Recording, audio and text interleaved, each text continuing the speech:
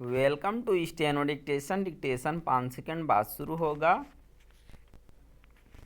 Start. प्रधानमंत्री नरेंद्र मोदी ने धनतेरस एवं आयुर्वेद दिवस के अवसर पर 70 वर्ष और उससे अधिक आयु के सभी बुजुर्गों के लिए आयुष्मान भारत पीएम जन आरोग्य योजना का विस्तार कर जन कल्याण की दिशा में एक और बड़ी पहल की।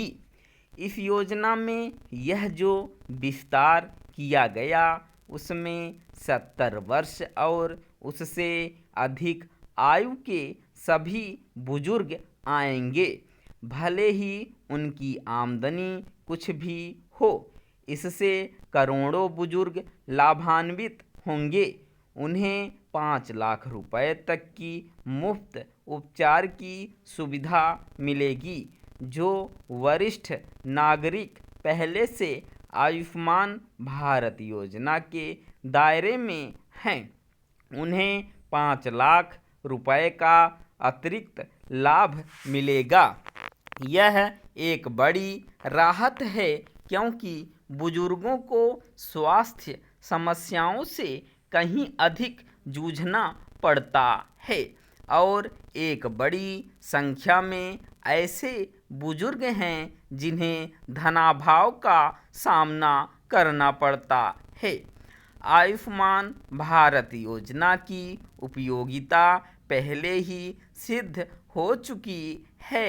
इस योजना से कम आय वाले करोड़ों लोग लाभान्वित हो रहे हैं। इसके बाद भी दिल्ली और बंगाल सरकार ने इस योजना से बाहर रहना सही समझा।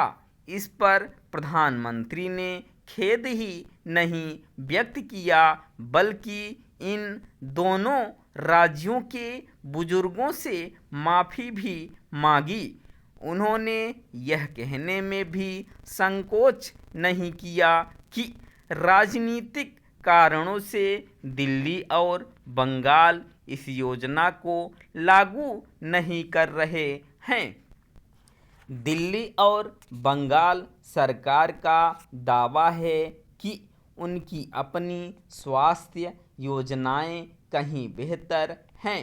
एक तो इस दावे को चुनौती दी जाती रहती है और दूसरे यदि यह मान भी लिया जाए कि इन राज्यों की स्वास्थ्य बीमा योजनाएं प्रभावी हैं तो वे आयुष्मान भारत योजना का भी लाभ उठाने से क्यों इनकार कर रही हैं। वे इस योजना में शामिल होकर अपनी स्वास्थ्य योजनाओं का लाभ अन्य ज़रूरतमंद लोगों तक पहुंचा सकती हैं। आयुष्मान भारत योजना के तहत पात्र लोगों के उपचार की 60% राशि केंद्र सरकार वहन करती है और 40% राज्य सरकारें। यह एक विडंबना है कि एक और राज्य सरकारें और विशेष रूप से बंगाल सरकार धन की कमी का रोना रोती रहती है और दूसरी ओर एक ऐसी योजना को अपनाने से इनकार कर रही है जो उसके आर्थिक बोझ को कम कर सकती है या फिर उसे अपनी स्वास्थ्य सुविधाएं अन्य लोगों तक पहुंचाने में मददगार बन सकती है। दिल्ली सरकार के नेताओं की माने तो वे इस योजना को इसलिए नहीं अपना रहे हैं क्योंकि उसमें बहुत खामियां हैं। एक नेता ने उसे घपला तक करार दिया। यदि ऐसा ही है तो आखिर उनके ही दल की पंजाब सरकार इस कथित घपले वाली योजना में क्यों शामिल हैं।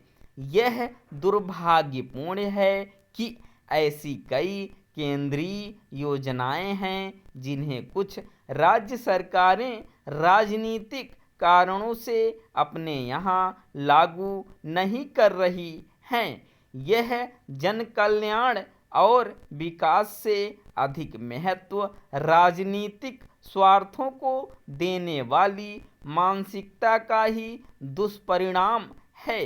राज्यों को इससे बचना चाहिए। स्टॉप।